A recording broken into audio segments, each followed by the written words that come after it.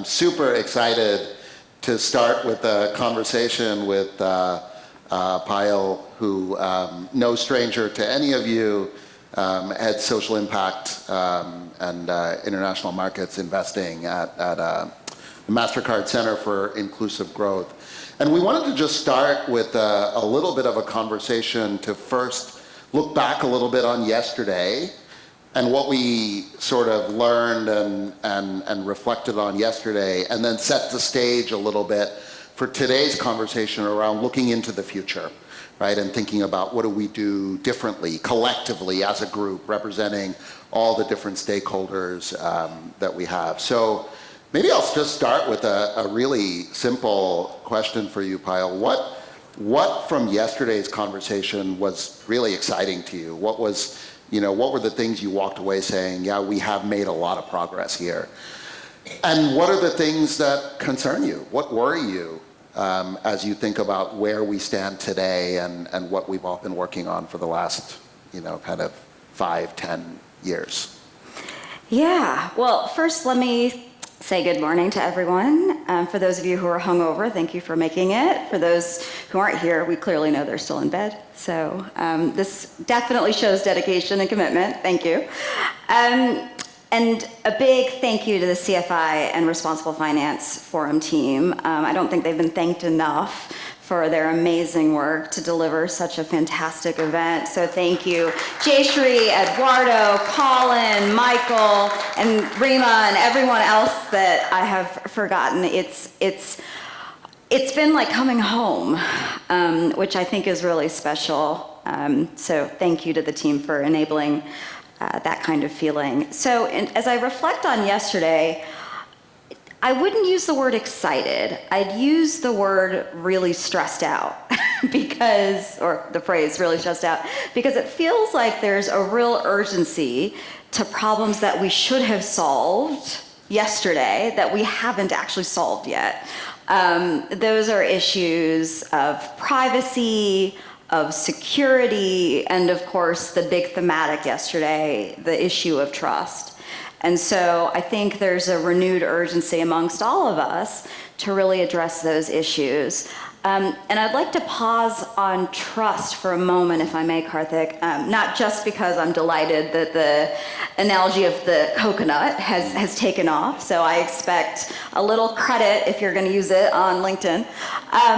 But I think what we haven't talked about, we've talked a lot about trust amongst consumers. Yeah. But what we haven't talked about is trust among sectors. And your sister, you told me this morning, works at Endelman, who does the Trust Barometer, and I don't know how many of you have seen the latest data, but it's the private sector that's become the most trusted entity compared to civil society and government. And I think that's an incredibly important data point as we think about digital public infrastructure. To steal Bhaskar Chakraborty's term, yeah. I really think we need to be thinking about digital public-private infrastructure, because there really there's a need for more collective action and more cross-sector partnerships, and I don't think we fully got into a conversation about that. How do we get the best out of the public sector, which is the scale that they're able to wield? How do we get the best out of the private sector, which is innovation, human-centered design? How do we get the best out of civil society, which is really their intel into what the needs of citizens are? And so that would be the other point that I would really want us to pause and reflect about. How do we build more collaborative systems so that it really does ensure the best outcomes for citizens? And that'd be my last message in terms of what kind of got me really anxious yesterday is it's easy to get lost in all the technicalities, and we have to reorient ourselves to the fact that we're designing these systems and infrastructures and tools because we want better financial health and security and well-being outcomes for consumers. And so I think going back to the reason why we're doing this consistently will help us with the trust issues and will help us have that mandate to bolster security and privacy. Yeah, I think it's a great point. One of the things we were talking about earlier is that, I feel a little bit like the outsider in the room, because I really come at it from the perspective of a lot of other industries. I work with a lot of other different industries, sort of consumer-facing industries like travel or retail. I was talking to an automotive sector manufacturer earlier this week about their customers. And for their customers, often the two-wheeler that they buy or the small car that they buy is one of the first big purchases that they buy. And the access to the credit to do that is critical for those customers. Entities like that need to be in this conversation as well, right? Because they are on the front line of talking to customers about the financial services and products they need to enable the other things in their lives. And I do wonder, as I think about the next iteration of this forum, we have a little bit more representation from other sort of players in the space, because I do think this group has such deep expertise on the technicalities and the policies and the regulation and all those things that are critical in this space. But bringing some of those other actors who are definitely, as we sort of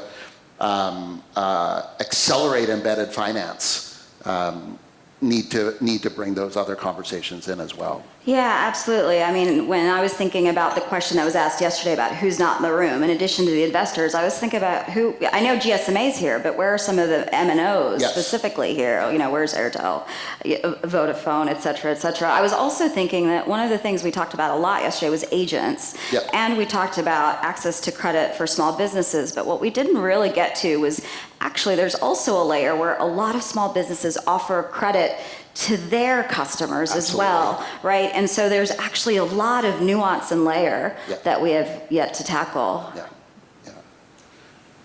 Let's look forward a little bit. Yeah. So I think we can all agree that we should think about who's in the room and how we, kind of broaden the conversation. What else is on your mind as we look forward? Today we're going to talk about cybercrime. We're going to talk about climate and how that's affecting people. What's on your mind as you look forward? What should we be thinking about today? What are you thinking about in your day-to-day?